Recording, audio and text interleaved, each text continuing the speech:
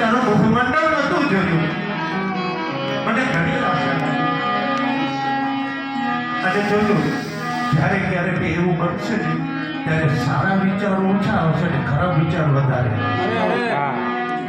કદાચ આ થઈ ગયું હશે તો, કદાચ ઓ થઈ ગયું હશે તો, ભલે જીવ કઈ ન હોય. અને જેને પરમાત્માનો સાથ મળેલો હોય એને કઈ આંચ આવવાની કોઈને તાકાત નથી.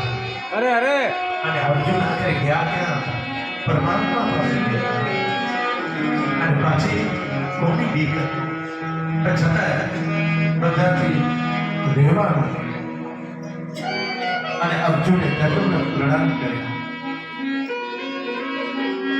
અર્જુન દંડોને પ્રણામ કરીને કહે છે,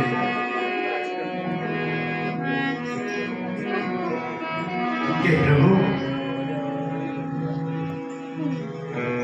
મારે પરમાત્માને મળવું હતું. એના ચરણ કમળને મને ધોવા.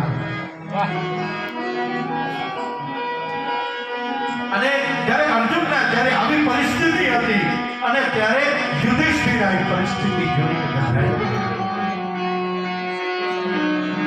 દેવર્ષિ નારદજી વાત યાદ કરી અને તેમણે સરહદોની સામે અર્જુનને પૂછ્યું, યુધિષ્ઠિરભાઈ દ્વારિકાપુરીમાં આપણા